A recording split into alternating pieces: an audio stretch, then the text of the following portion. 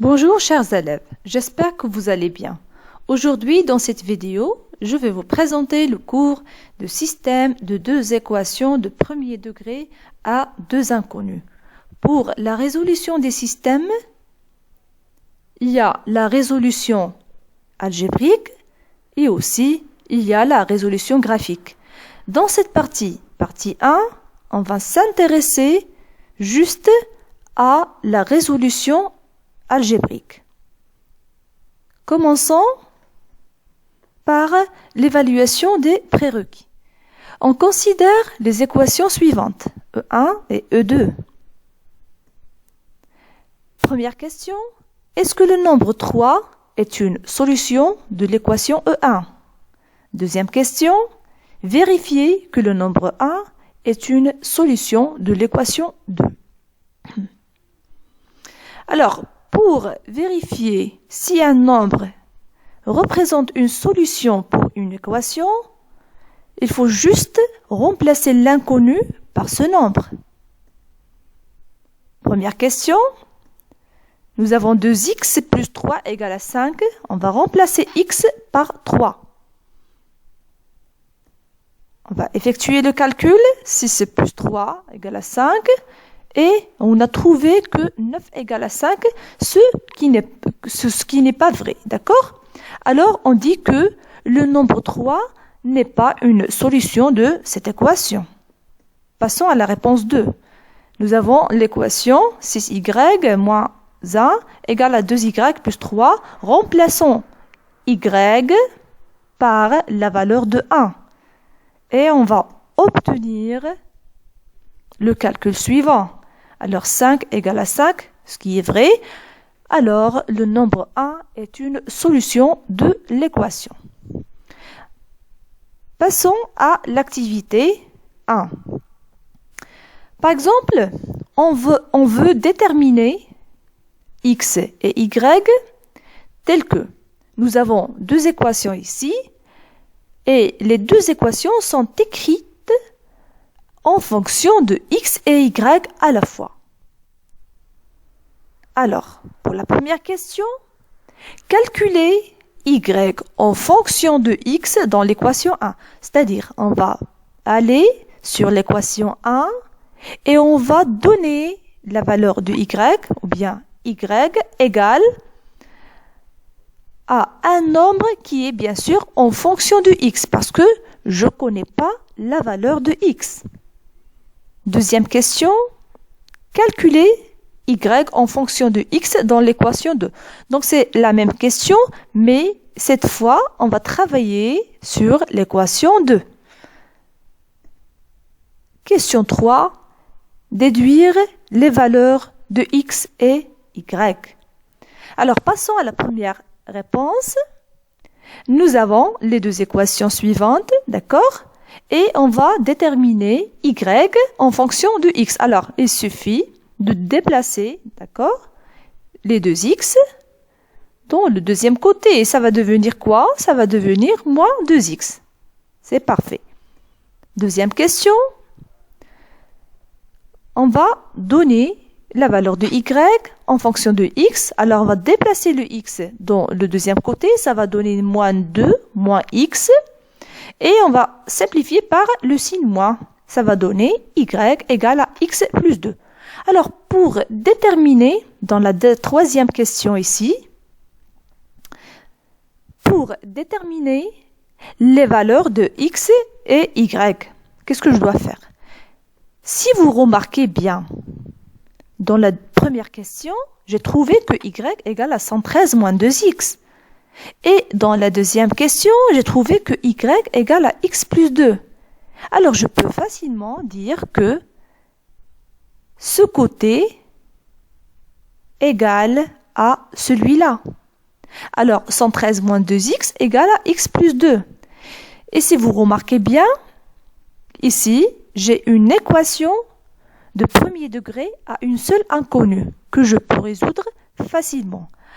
Alors, après avoir résoudre l'équation, je vais obtenir que x égale à 37. Alors, j'ai réussi de déterminer, d'accord, la valeur de x. Alors, pour passer à la valeur de y, il me suffit de remplacer ce nombre dans l'un des équations. Je peux, par exemple, prendre celui-là. Alors, y égale à x, ça va donner 37 plus 2. C'est 39. Je peux même travailler sur la première équation. C'est pareil, d'accord? Il faut juste choisir l'équation qui va me servir à faire un calcul qui est simple. D'accord? Alors, passons à un exemple. Nous avons 2x plus moins 3y égale à moins 1 et 4x plus y égale à moins 9. Alors, ce sont deux équations. Alors, cette écriture s'appelle un système, d'accord? Un système de deux équations de premier degré à deux inconnues. D'accord? Donc, le système se compose de deux équations qui sont écrites en fonction de deux inconnus. D'accord? Alors, la solution du système, alors, un système, il faut le résoudre, bien sûr. Alors, la solution du système est le couple x, y qui vérifie simultanément les deux équations. C'est-à-dire, je dois déterminer la valeur de x et la valeur de y. D'accord? Les deux inconnus à la fois. Et ces deux inconnus doivent répondre aux deux équations simultanément. C'est-à-dire, il doit être une solution pour la première équation et aussi en même temps pour la deuxième équation. Pour faire ça, il y a deux méthodes à savoir. Résoudre un système par substitution. C'est la méthode que nous avons traitée dans l'activité. Alors, si je veux définir la méthode, on utilise l'une des équations pour exprimer l'une des inconnues en fonction de l'autre. Ensuite, dans l'autre équation, on remplace cet inconnu par l'expression trouvée. En fin de compte, on obtient une équation à une seule inconnue que l'on sait, bien sûr, résoudre et on déduit ensuite la valeur de la deuxième inconnue. C'est-à-dire, je dois choisir une équation, la première équation, pour écrire l'inconnu en fonction de l'autre. Et je prends cet inconnu pour le remplacer en deuxième équation, dans la deuxième équation, pour se débarrasser d'un inconnu et travailler juste avec un seul, ou bien une seule inconnue, pardon. Alors, on prend un exemple. Résoudre le système suivant. Alors, calculons x en fonction de y dans l'équation 1. Alors, je prends l'équation 1 et je vais faire quoi? Je vais écrire x en fonction de y. Alors, ça va me donner quoi? Y égale à 7 moins 2y. J'ai déplacé les 2y, d'accord? Alors, c'est la première étape, c'est d'écrire l'inconnu en fonction de l'autre.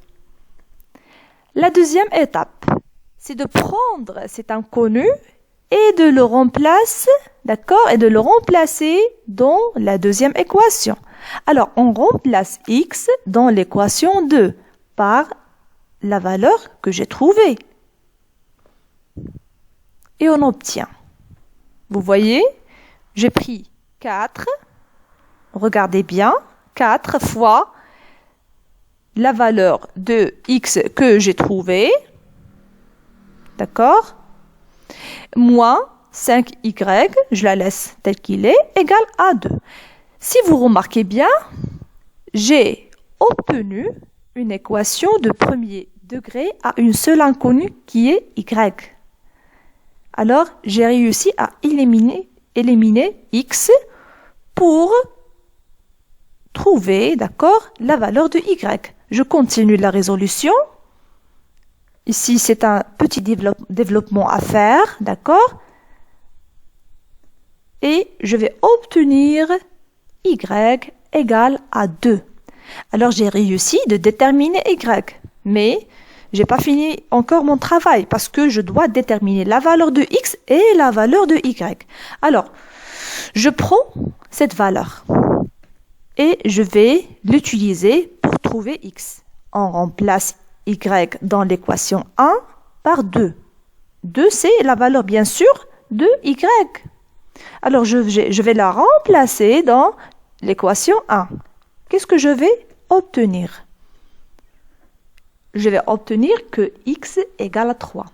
Alors, qu'est-ce que je peux dire? On dit que le couple de valeurs 3, 2 est une solution du système. Alors, la solution du système s'exprimait, d'accord, par un couple de solutions, de valeurs, d'accord? C'est un couple de valeurs. On l'appelle couple de valeurs, d'accord? Alors, je passe. Nous avons déjà traité la première méthode. Maintenant, on passe à la deuxième méthode. C'est résoudre un système d'équations par combinaison. C'est la combinaison linéaire. Combinaison linéaire, d'accord? Pour éliminer une inconnue, on multiplie chaque équation du système par un facteur convenable afin d'avoir de coefficients opposés et on additionne membre à membre les deux nouvelles équations obtenues. On obtient une équation à une seule inconnue qu'on peut résoudre facilement. Alors, je prends un exemple pour expliquer la méthode. Je prends le système suivant. D'accord? Si vous remarquez bien, vous avez 5x moins 4y égale à 8 et 2x plus 5y égale à 1. Alors, je dois déterminer, par exemple, ici, je vais trouver, alors, je dois trouver les valeurs de x et de y. Comment je peux faire ça? Si vous remarquez bien, il y a des coefficients pour chaque inconnu. Alors, je remarque très bien mes équations et je dois établir un lien entre les deux. C'est-à-dire, si je multiplie la première équation par 5 et la deuxième équation par 4, parce que j'ai une propriété, d'accord, qui m'autorise de faire ça. Alors, qu'est-ce que je dois obtenir? Moins 20y dans la première équation et dans la deuxième équation, 20y. Alors, si j'ai fait la somme, parce que ce sont deux nombres opposés, 20y et moins 20y, sont deux nombres opposés et on sait très bien que la somme de deux nombres opposés égale à 0. Alors, je multiplie par des coefficients, pour obtenir ces deux nombres opposés. Parce que quand je vais faire l'addition des deux équations, les deux nombres opposés vont s'éliminer. D'accord? Alors, continuons le calcul. Alors, j'ai multiplié toute l'équation par 5. Alors, 5x, ça va donner 25x. Et 5 fois moins 4x, c'est moins 20y. Et 5 fois 8, c'est 40. Alors, passons à la deuxième équation. 4 fois 2x, c'est 8x, plus 4 fois 5x, c'est 20y, pardon, et 4 fois 1, c'est 4. Alors, je vais additionner membre par membre les deux équations. Parce qu'il y a une propriété qui indique que si A égale à B et si C égale à D, alors A plus C égale AB, bien sûr, plus D. C'est une propriété qu'on a déjà vue dans le cours des équations de premier degré à une seule inconnue. Alors, je peux facilement faire la somme. 25x plus moins 20y, pardon. Je vais l'additionner avec ce côté, c'est 8x plus 20y, et 40 plus 4. Ça va me donner quoi? 20y et moins 20y, c'est 0. Je vais avoir 25 plus 8, ça va donner 33x égale à 44. Et en fin de compte, x égale à 44 sur 33, alors x égale à 4 sur 3. Alors, ici, le choix de coefficient reste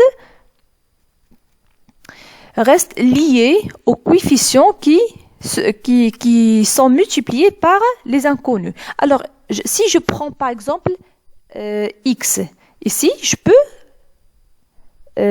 peux multiplier par 2 pour avoir 10x.